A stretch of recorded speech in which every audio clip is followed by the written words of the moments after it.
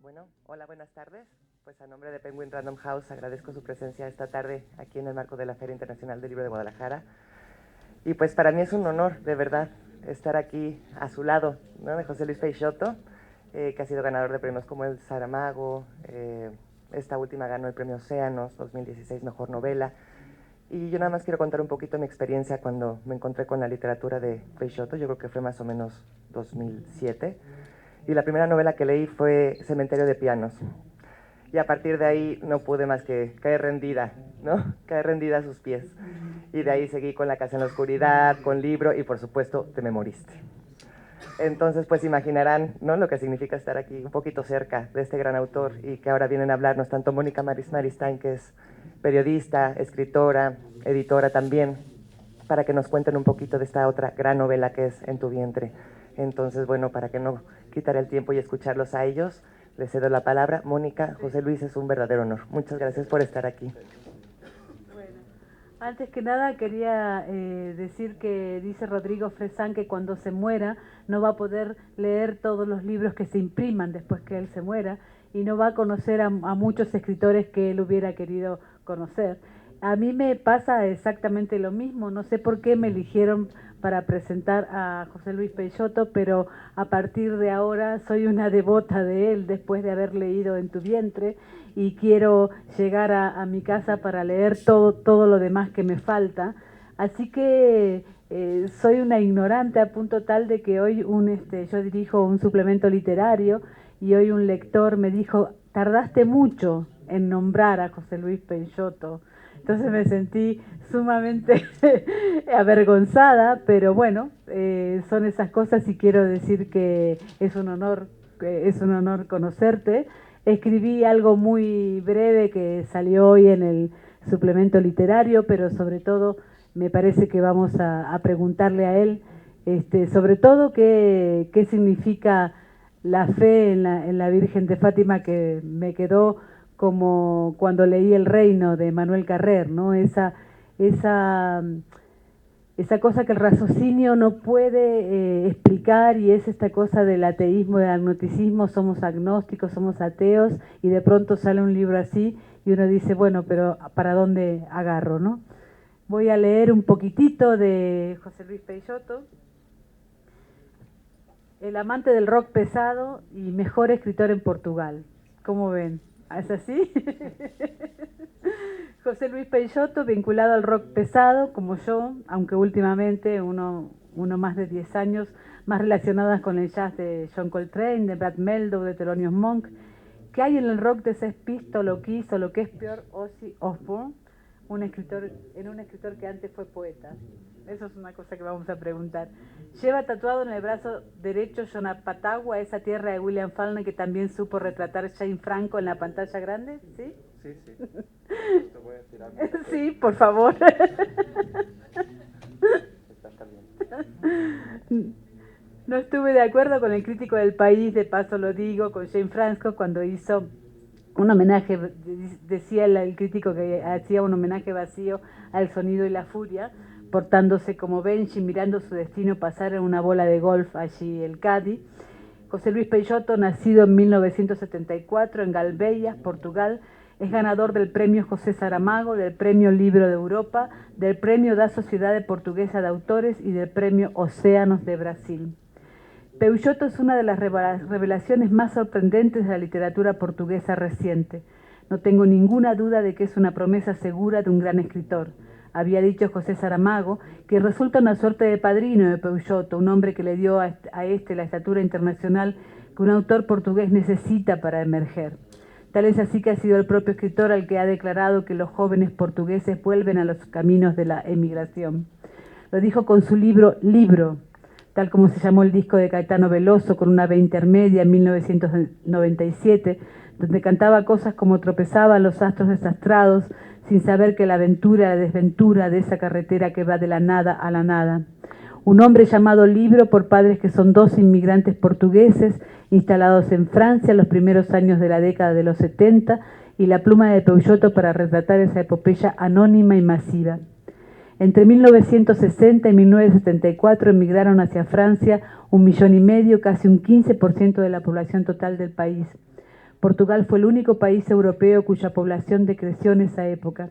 Me extrañaba que algo así no estuviera todavía reflejado en un género tan contemporáneo como la novela. La inmigración es un tema muy cautivador que puede interesar también a quien no la ha vivido porque evidencia el coraje de las personas y el vínculo que les une con el lugar donde nacieron. Yo la he vivido indirectamente y creo que eso me ha permitido contarla porque para los que sí la vivieron directamente es una experiencia traumática, dijo en una entrevista.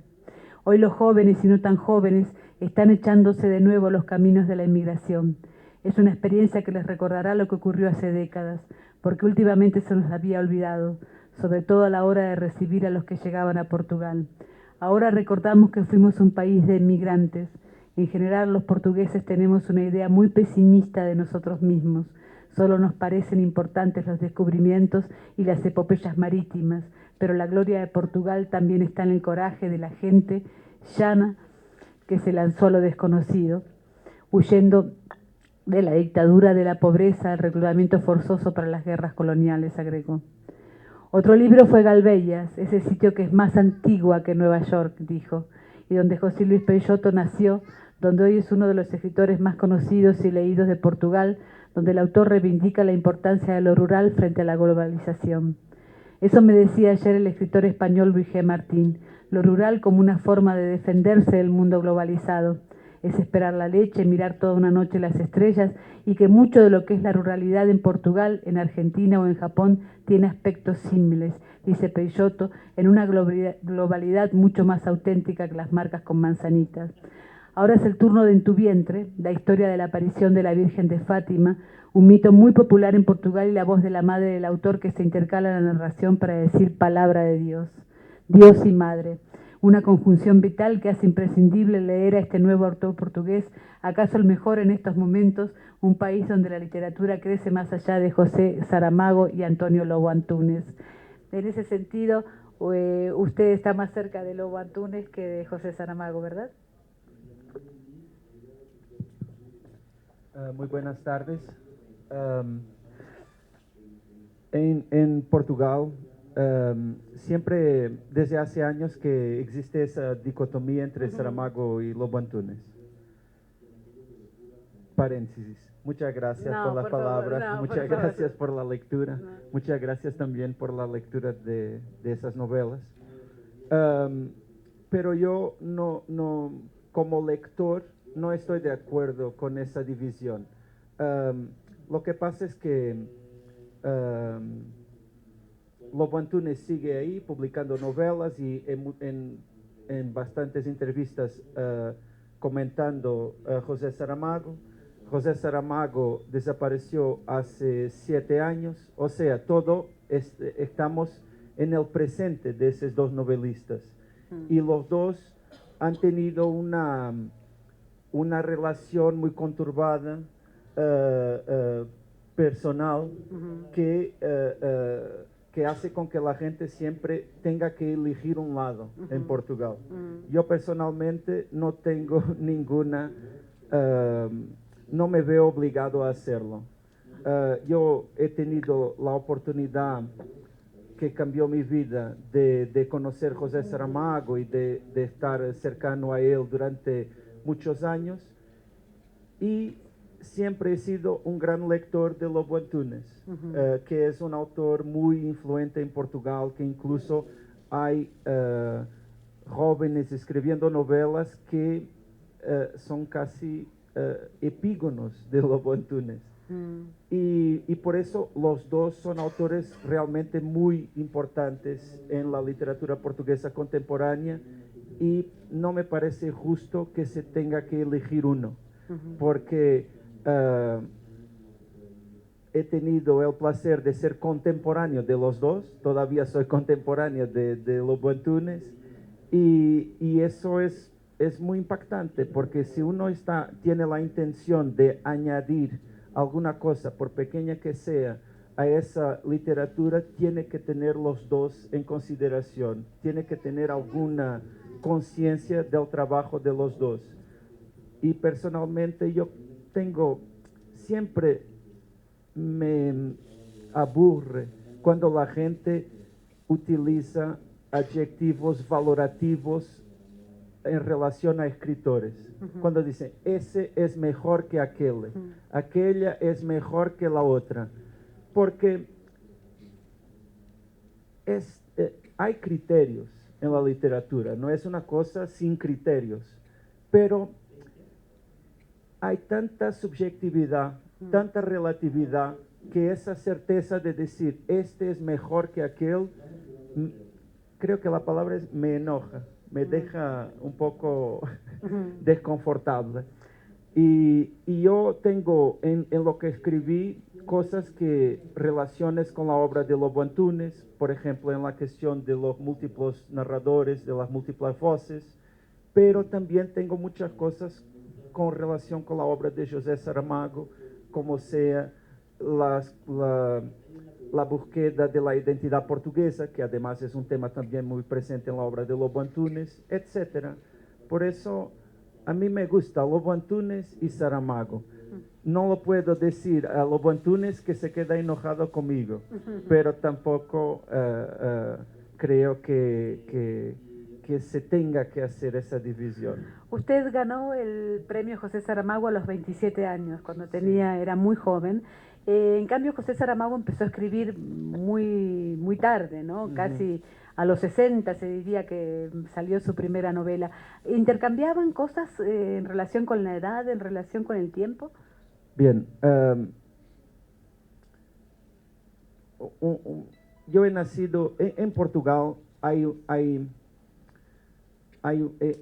Donde yo nací en un pequeño pueblo de 1000 personas, el interior sur de Portugal. Y ahí siempre he tenido mucha relación con personas mayores. Desde niño siempre he tenido esa relación, que además ha sido muy importante, que creo que se nota en algunos aspectos de mi escritura. Pero esa relación nunca fue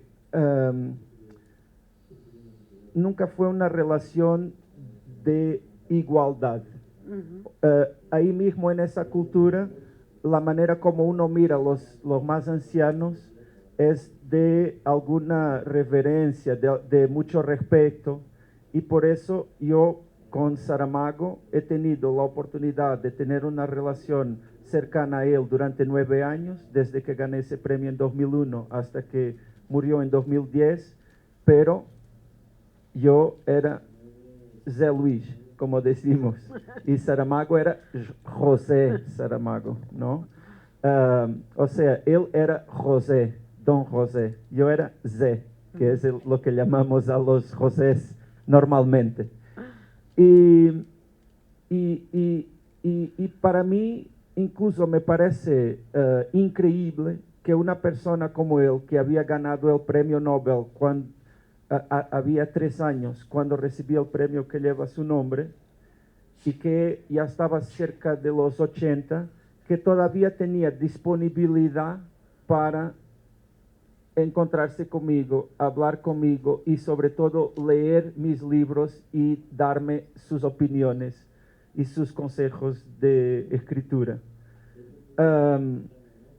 Y para mí, en muchos aspectos, es un ejemplo que llevo para la vida.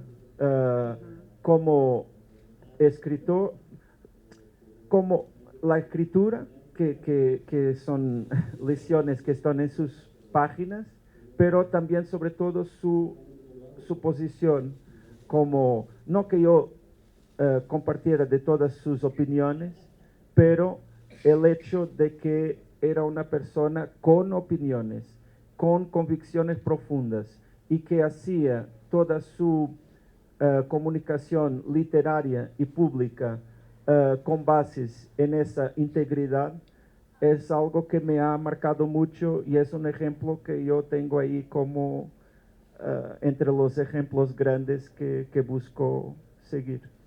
Ustedes también es poeta, como los argentinos tienen a Borges, ustedes tienen a Pessoa. En ese sentido, ¿cómo ha sido ser poeta? Bien, yo hace... Bien, curioso. La última vez que estuve en la Feria de Guadalajara ha sido en 2008 y ese ha sido el año en que publiqué mi último libro de poesía. Puede ser que ahora que volví vuelva a publicar poesía otra vez. Pero nunca realmente dejé la poesía. Lo que pasa es que la poesía tiene un lugar propio y en esos años no he sentido la necesidad realmente de publicar libros de poesía y además he publicado muchos libros. Desde que estuve acá en 2008 he publicado, me parecen, tres novelas, me parece, más 2 libros conectados con viajes, más libros de relatos, distintos libros. Incluso he publicado 2 libros infantiles. O sea, he publicado una gran cantidad de libros. Pero la poesía siempre se queda ahí presente, porque la poesía es como un valor, es como una cosa que es como un valor. La poesía es algo que te orienta en la escritura. Mismo cuando uno está escribiendo novelas o cuando está escribiendo relatos, narrativa, porque la poesía es como una síntesis de lo que uno cree con respecto a la literatura, con respecto al lenguaje, con respecto a esa expresión y ese acto de compartir que existe con los otros. Y por eso yo tengo yo tal vez no he tenido tanta necesidad de publicar poesía porque ya la estaba publicando en otros libros. Mismo en Tu vientre hay fragmentos que tienen conceptos, ideas que son muy conectadas con la poesía. Mircea Cartarescu, que lo entrevisté la semana pasada, hace 30 años que no escribe poesía y sin embargo considera que hay que llamarlo poeta, ¿no? En ese sentido, ¿Pessoa fue importante para usted? Digo, fue importante para todos, supongo. Sí, yo creo que pasa con Pessoa un poco lo mismo de lo que pasa con Saramago y Lobo Antunes, como estaba hablando hace poco. Pero Pessoa, claro, tiene su posición, su lugar único, y me parece que es imposible escribir en Portugal, sea lo que sea, ignorando la obra de Pessoa. Porque eso sería una inconsciencia tan grande que seguramente daría lugar a un texto poco informado, poco involucrado con la realidad de la literatura portuguesa contemporánea. Hábleme un poquito de Galveias. Es un lugar que dice usted tiene 1000 personas. Estuve mirándolo en el mapa. Quiero conocerlo. Espero que sí. La verdad que sí, mucho. Es realmente, como decía Luis G. Martín, esto de lo rural como una forma de defenderse de la globalización y al mismo tiempo creando otra globalización. Bien, todos quedan invitados a visitar Galveias. Es un pueblo que tiene alrededor de 1000 personas hoy en día en el interior de Portugal, donde nací yo y que escribí una novela que tengo por ahí que lleva el nombre de ese pueblo y donde todas las referencias son reales. Hace casi un paralelismo con mi primera novela, que se llama Nadie nos mira y que salió ahora mismo también acá en México y que, al contrario de Galveias, es casi totalmente abstracta. O sea, los eventos ocurren en un lugar sin nombre, los personajes casi también no tienen nombre o si tienen nombre es un nombre simbólico, y en Galveias no. Ha ocurrido, los hechos ocurren en Galveas, en la calle tal y tal, y los personajes tienen el nombre tal y tal. Y si uno va a Galveas, es casi como visitar Disneylandia después de leer la novela, porque ahí están todos los lugares donde ocurre la novela. Eso para mí ha sido muy importante, y esa diferencia, nombrar el lugar, tiene una importancia muy grande, porque en primer lugar es una afirmación de identidad. Porque aquí yo digo ese nombre, Galveas. Incluso creo que para los editores es una pesadilla vender un libro con ese nombre, Galveas. Pero en Portugal no es tan difícil, o no es tan diferente, porque Galveas, tampoco la gente conoce Galveas ahí. Hay un monumento, una biblioteca en Lisboa que lleva ese nombre, pero no por el pueblo, sino por un aristócrata, un conde que tenía ese nombre, que venía del pueblo, pero que la gente ya no sabe. Y entonces, esa afirmación de identidad para mí tiene muchísima importancia, porque hoy en día en Portugal ocurre una cosa que como portugués me preocupa, que tiene que ver con el desequilibrio entre la vida en el litoral y en el interior. En el litoral están las grandes ciudades y está la vida más urbana. En el interior están los pequeños pueblos y las pequeñas ciudades también. Y para que tengan una idea de lo que estoy hablando, ese pueblo donde nací, que se llama Galveas, en cada año, en los últimos años, mueren alrededor de 50 personas al año, alrededor de ese número, y nacen unas 2 o 3. Por eso no es difícil hacer esa matemática, que es una matemática hacia la extinción, hacia el envejecimiento, y que es el resultado de una política de desinvestimento en el interior, y que me parece que puede ser revertida.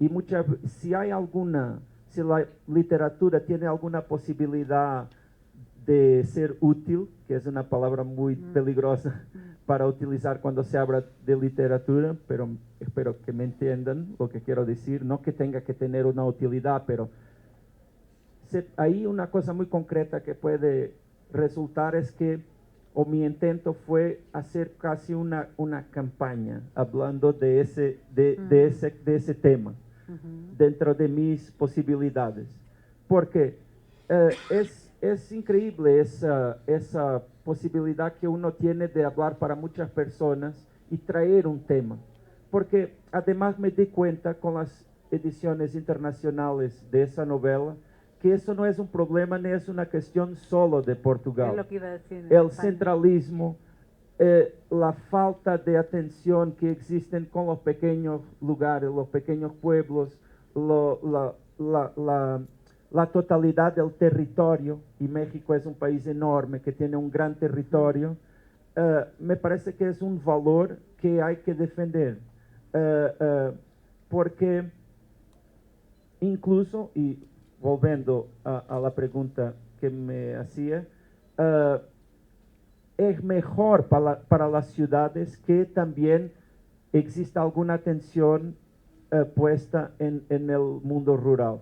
Si la gente vive mejor en el mundo rural, se vivirá mejor también en las ciudades. Si la gente no tiene que salir de sus pueblos en busca de alguna oportunidad de vida, si se pueden quedar donde eligen vivir, si el lugar donde viven es fruto de una elección y no de una necesidad, entonces será mejor para todos. Y la novela es una novela, no es un ensayo sobre ese asunto.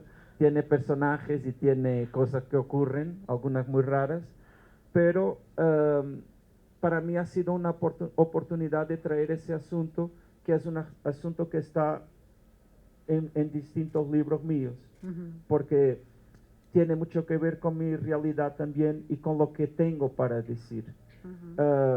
Desde mi primera novela, esa Nadie nos mira, hasta En tu vientre, la ruralidad ahí está presente y de algún modo esa defensa de la ruralidad, hablar de la ruralidad es en sí mismo implícitamente una defensa de la ruralidad o de algunos valores de la ruralidad, como sea cosas tan simples como la manera como respiramos, la manera como sentimos el tiempo, la manera como nos relacionamos unos con los otros, porque a veces, mismo viviendo en grandes ciudades, todos tenemos nuestra comunidad, todos tenemos nuestra, ¿cómo se llama? Lo que hacen las arañas. Telarañas, Una tela, todos tenemos nuestra telaraña. tela de relaciones. tejido. Y yo creo que tener conciencia de eso, trabajar eso, intentar armonizar eso, es algo importante para cada uno y que en su mundo puede hacer una gran diferencia. Ujú. ¿Te memoriste algo así? Sí. Yo no la, te memoriste, yo no la he leído, pero he leído un poco la historia. Quería que me contara un poco la vida de Lázaro y todo lo que significa el tema de la identidad portuguesa a lo largo de este atleta, ¿no? Bien, Te memoriste es ese pequeñísimo libro Ujú. que se publicó en España el año pasado, ya se hicieron distintas ediciones. En España se hizo una primera edición en 2002 o 3 y luego esa fue la última edición y es un libro que tiene distintas traducciones en castellano, lo que me divierte porque nosotros en Portugal siempre tenemos un problema grande con el portugués de Portugal y el portugués de Brasil. Brasil, Y claro. ahora desde hace años hay un rolo enorme con respecto a la ortografía. Pero ese libro tiene traducción de España, de Uruguay, de Colombia y ahora va a tener de Cuba. Distintas todas. Todas.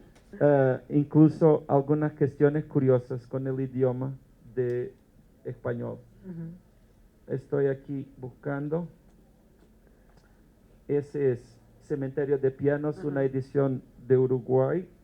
Ujú. Además, aquí tengo libro.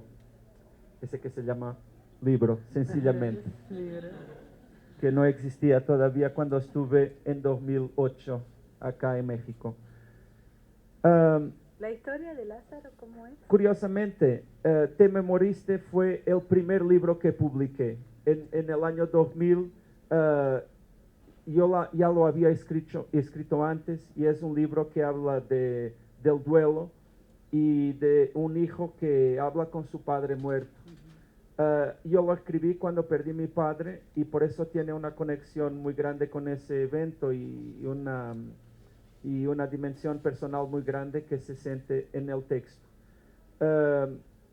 Lo publiqué en el año 2000, yo pagué la edición, no tenía editorial, lo vendí a mis amigos, entonces, pero después se hizo años más tarde una edición más comercial y se volvió un libro que mismo que pequeño es muy leído. Y en 2006 publiqué Cementerio de Pianos, que es un libro que está muy, muy relacionado con Te Memoriste. Casi todos mis libros tienen un padre y un hijo, y un padre muerto y un hijo que sobrevive a su padre. Casi todos. Cementerio de Pianos es una novela que tiene una particularidad, que es el hecho de que tiene un hijo de un padre muerto, pero en el medio de la novela nos quedamos sin saber realmente si el hijo es hijo del padre o si el padre es el hijo del hijo. Un poco difícil.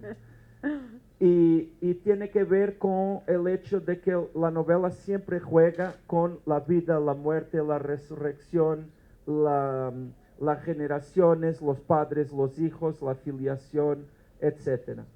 Y empieza por un primer capítulo que, como decía, tiene mucho que ver con Te me moriste, porque el primer capítulo de la novela es la descripción del último día de la vida de mi padre.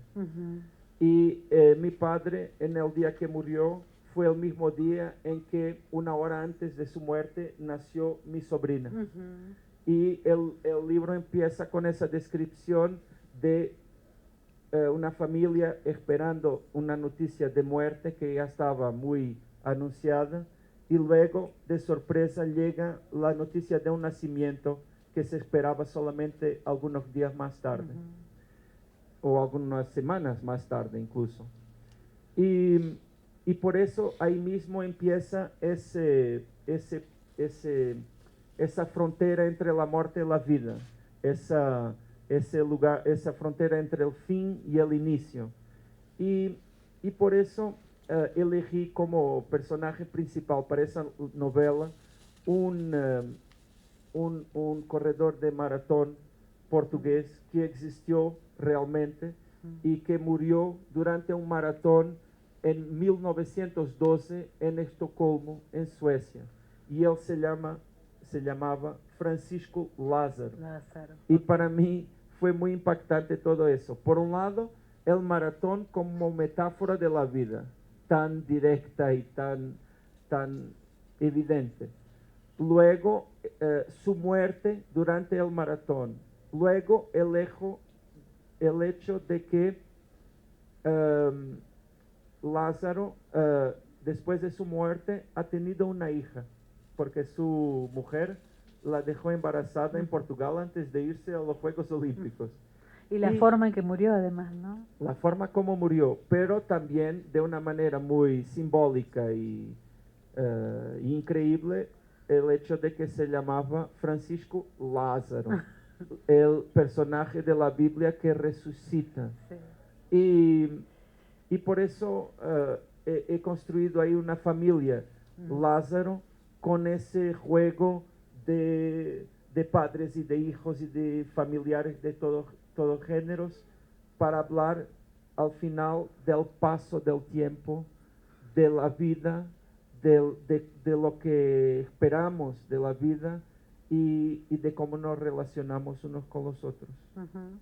Bueno, Francisco Lázaro murió porque se puso una grasa, un sebo para no...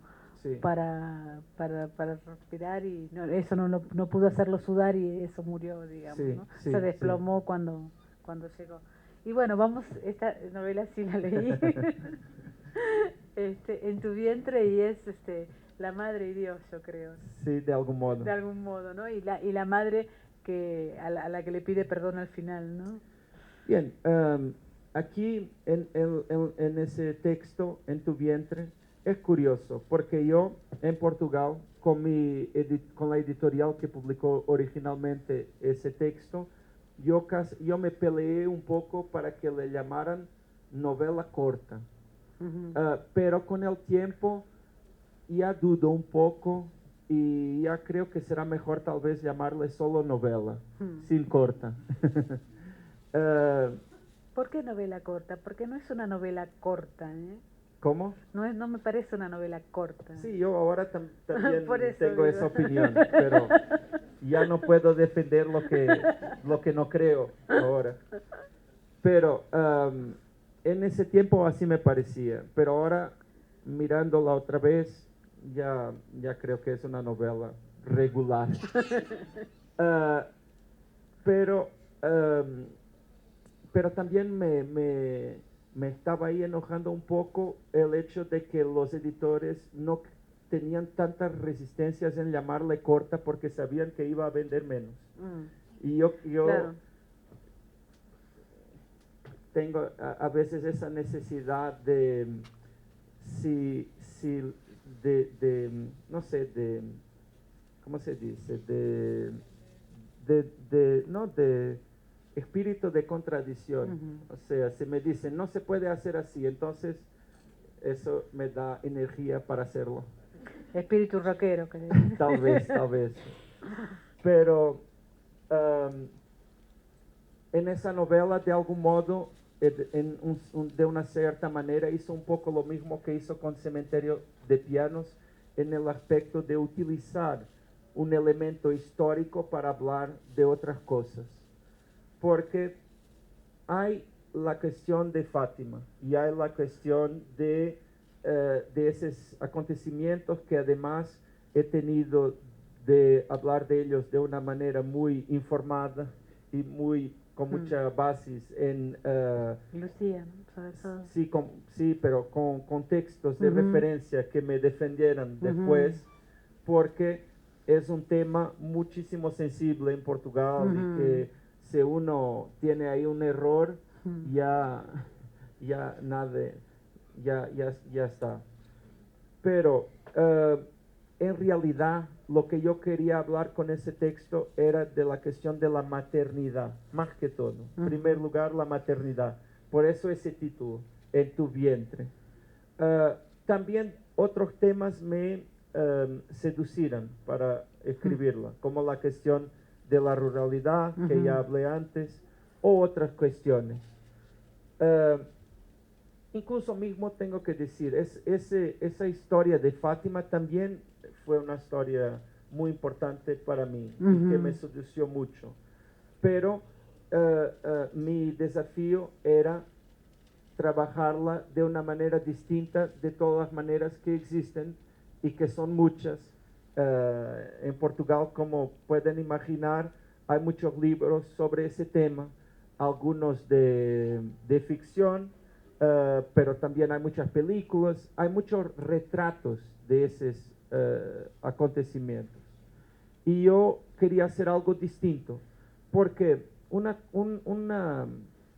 situación que me pareció muy visible en el tratamiento narrativo que se hace del tema de Fátima en Portugal es que los textos o las películas o las obras de teatro, lo que sea, siempre empiezan planteándose en uno de los lados de la creencia.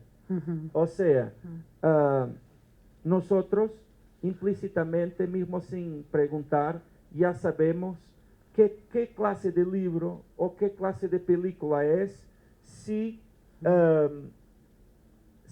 el autor o la autora tiene fe en Fátima o no. Y eso me parece muy reductor.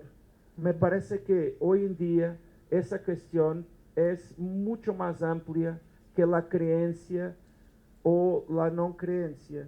Además, porque estoy convencido que no hay solo una forma de creer. O sea, esos que visten la playera de los creyentes creen de muchas maneras distintas. Y los que visten el uniforme de los no creyentes también no creen de muchas maneras distintas. No son todos blanco y negro. Hay muchas cosas ahí en el medio. Y para mí era interesante crear un objeto literario que pudiera dar la oportunidad de que las personas hablasen de ese tema sin empezar por hacer esas declaraciones de intenciones. Yo creo, yo no creo, porque el discurso de los que creen y el discurso de los que no creen ya está saturado, ya está bien desarrollado, bien definido, ya es un lugar común. Y yo buscaba una tercera cosa, un tercer elemento. Tal vez quien lo lea pueda llegar a imaginar si yo creo o si yo no creo. Pero de mi boca no lo van a escuchar. Yo no voy a decir si creo o si no creo, porque eso sería reductor para esa lectura. El agente que representa los derechos de mis libros, cuando terminé de escribir ese texto, me ha dicho, ese libro no tiene potencial para ser traducido y para ser muy difundido, porque no va a agradar ni a los que creen ni a los que no creen. Yo no concordé con él, porque yo creo que hay que tener siempre esa ambición no de la novedad, sino de lo nuevo, que es muy distinto, porque la novedad, todos los días hay novedades, pero lo nuevo es una revolución desde el interior. Lo nuevo es algo que nos trastorna, es algo que cambia nuestros valores, nuestros criterios. Y es eso que tenemos que buscar, mismo que no siempre lo alcancemos, porque es muy difícil alcanzarlo. Bueno, yo no sé si usted cree o no cree, pero después de leer el libro, yo no sé si yo creo o no creo que esto es muy peligroso. Eso es lo que terrible. importa más. Sí. Eso es lo que importa más, porque la fe religiosa es una cuestión personal e íntima. Y para mí no tengo ninguna intención de hacer proselitismo religioso. Lo que me parece más defensable es la idea de libertad religiosa. Y si las personas creen en alguna cosa, sea ella cual sea, o tenga el aspecto más ridículo que pueda tener para los que no creen, eso tiene que ser respetado, me parece, si no hace daño a nadie. Eso ahí ya es después una otra cuestión. Pero si es si uno se plantea íntimamente, si es una postura individual, no me parece defensable de ninguna manera que los otros rechacen y condenen la fe o la no fe de cada uno. Pero ¿y la voz de la madre dónde está en todo esto? Porque parece como la película de Woody Allen que aparece una madre ahí. Sí. Es curioso porque yo tenía muy presente esa idea de la película de Woody Allen, que es de historias de Nueva York, Sí, exacto. donde hay varias pequeñas películas y una de ellas es de Woody Allen, en la cual Woody Allen tiene la madre que está en el cielo, con un rostro muy grande, siempre mirándolo y siempre condenándolo y haciendo juicios de valor. Eligiéndole las novias. Es curioso porque esa fue una referencia grande para mí mientras pensaba una de esas madres, porque en el libro hay, me parece, por lo menos 3 madres importantes. Una es la madre ideal, la madre perfecta, que es una madre que nosotros tenemos, si tenemos suerte. Hay esa madre del amor, esa madre de cuando estamos lejos y pensamos, oh, mi madre, oh, mi madre. Toda la gente puede hablar de todo menos de mi madre. Es así. Esa es la madre perfecta, que es una madre que no es humana, no tiene las cosas de los humanos, y que en el libro es como la madre de Dios. Incluso hay algunos pasajes del libro en que el texto está así en columnas como en la Biblia y con números y tal como en la Biblia, y además tiene un tono solemne como muy similar a lo de la Biblia, en que ahí está presente esa madre perfecta y ideal. Después hay la madre personaje, que es la madre de Lucia. Lucia es una de las niñas que tres niños han dicho que vieron la Virgen María 6 veces en el año 1917 en Portugal, de mayo a octubre. Lucia, Jacinto, ahora me falta el nombre de la otra. ¿Quién me ayuda? Lucía, Jacinto y... Bernardita. No. Francisco y Jacinta, perdón. Estaba haciendo una confusión porque estaba poniendo el nombre de la niña en masculino. Lucía, Francisco y Jacinta. Jacinta y Francisco eran hermanos y eran primos de Lucía. Lucía era la mayor, tenía solo 10 años. Y Lucía, de entre los 3, era la única que veía, oía, escuchaba y hablaba con la Virgen María.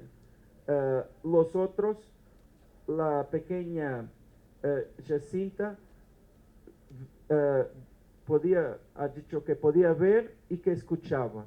Y Francisco solo la veía, no la escuchaba ni hablaba con ella. Y de los tres, Lucía fue la única que sobrevivió a su niñez. Los dos hermanos murieron como 2 años después. Y Lucía ha sido aplastada de su familia cuando tenía, me parece, 13 años y vivió hasta su muerte en los años, ya murió en este siglo con más de 80 años, siempre en un convento de monjas.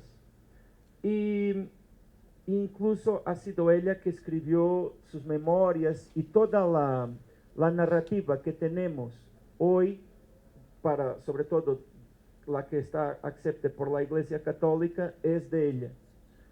Y en la novela hay una presencia fuerte que es la presencia de su madre. Y en la realidad, la madre de Lucía era muy religiosa y ha sido una influencia muy grande. Y la hija habla mucho de ella en los textos que dejó y tiene una pena muy grande porque la madre nunca creyó en su versión de las dichas apariciones. Y en la novela es eso que ocurre también. La madre realmente nunca cree en la hija.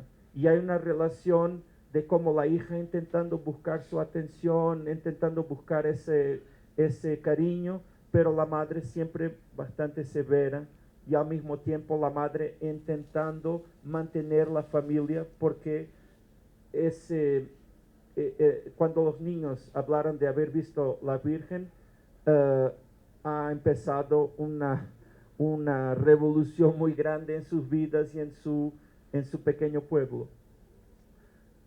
Y además de esas dos madres, la madre personaje y la madre perfecta, hay una tercera madre que es la madre como del autor o del narrador y que realmente puedo decir que no es mi madre, pero es una madre que llega muchas veces e interrumpe la narrativa para dar sus opiniones o para rechazar afirmaciones que el narrador está haciendo y confrontándolo con sus propias actitudes. Y de algún modo esa es una madre conciencia. Es como esa madre que cada uno lleva dentro. O sea, cuando uno piensa, esto no puedo contar a mi madre. O cuando uno está haciendo cosas que no puede contar a su madre y la escucha como, no puedes hacer eso, José Luis. Es esa madre. Bueno, va a haber una pregunta de alguien del público, pero yo le tengo que preguntar por Monspel, ¿es así? ¿Por Monspel? Monspel. ¿Qué es eso? Monspel. Ana, dime tú qué es Monspel, por favor. Ana puede hablar mejor que yo de Monspel. No, ahí tiene. Allá tiene. Ana está ahí. Hola, buenas tardes a todos. Hola. Moonspell es una banda de metal portugués y tiene una conexión muy importante con José Luis. ¿Con José Luis? Trabajaron juntos cuando la banda publicó un libro en 2004. 2003, es que salió en el 2004 en México. Y bueno, lo que hizo José Luis es escribir un cuento basado en las canciones que el vocalista de la banda, de nombre Fernando Ribeiro, escribió para el álbum de nombre Antídoto.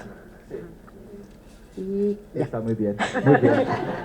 ¿Alguna pregunta que tengan? Es la única que va a ser Bueno, antes que nada, gracias por la invitación a visitar a Galvellas. Yo creo que si nos animamos todos, acabará siendo como los 15 años de Rubí, aquí en México el año pasado. Exacto. Un chiste local. Me parece sumamente importante lo que mencionas de esta dinámica de marginación del campo, del descuido total del campo, de parte de la ciudad. Es algo universal, sucede aquí en México con el campo, la dinámica de la migración, hay gente que sale del campo para la ciudad, muchos hasta atribuyen el auge de la extrema derecha en muchas partes del mundo, como en Estados Unidos e Inglaterra, al este mismo descuido del campo, de estas zonas rurales, de esa gente que nadie los toma en cuenta. Y me parece imprescindible tu labor de concientizar a la gente citadina de esa dinámica, de su interconectividad con el campo. Pero me gustaría saber cómo ha reaccionado la gente del mismo pueblo, que mencionas que es tu pueblo natal, Galvellas. ¿Cuál ha sido el efecto de estos libros en ellos? Si han logrado apreciar de una forma nueva la vida del campo, la identidad de campesino, de gente rural, ¿cómo han reaccionado a este mensaje que divulgas? Bien, la novela empieza con un sucedido que es, claro, ficcional y que es una cosa sin nombre, pero que tiene todas las características de un meteorito que viene del espacio, que atraviesa el espacio y que cae ahí en un campo cercano a Galveas. Y ahí empieza todo. Y muchas veces me parece que esa novela ha sido como esa cosa sin nombre que ha caído ahí en ese lugar, porque todos los que nacieron en lugares pequeños como ese saben que no es muy común que existan libros que lleven los nombres de sus lugares en la portada. Que esos lugares, cuando uno está ahí mirando los noticiarios de la televisión, nunca salen. Ahí en Portugal nosotros tenemos, ya escuché una cosa decir que en Portugal un agujero en la avenida principal es noticia. De la avenida principal de Lisboa es noticia, pero otras cosas mucho más importantes no son noticias. Y es así. Creo que la novela ha sido bien recibida y además hay una pequeña cosa que es muy interesante con esa novela, es que esa novela se lee de manera muy distinta ahí o en cualquier otra parte.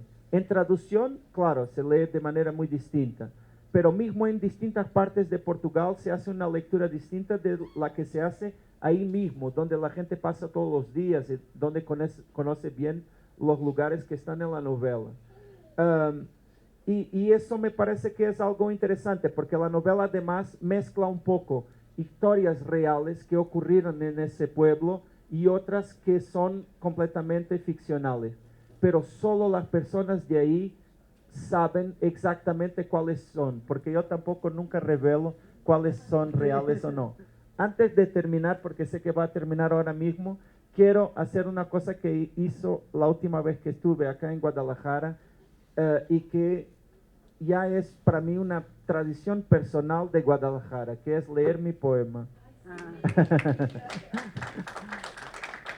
Es un poema muy sencillo y que tiene que ver mucho con bastantes libros míos y que tiene que ver con ese aspecto de la familia y con ese aspecto de la identidad. A la hora de poner la mesa éramos 5, mi padre, mi madre, mis hermanas y yo. Después mi hermana mayor se casó. Después mi hermana la pequeña se casó. Después mi padre murió. Hoy, a la hora de poner la mesa, somos 5. Menos mi hermana la mayor que está en su casa. Menos mi hermana la pequeña que está en su casa. Menos mi padre. Menos mi madre viuda. Cada uno de ellos es un lugar vacío en esta mesa en la que como solo, pero estarán siempre aquí. A la hora de poner la mesa, seremos siempre 5. Mientras uno de nosotros esté vivo, seremos siempre 5. Muchas gracias.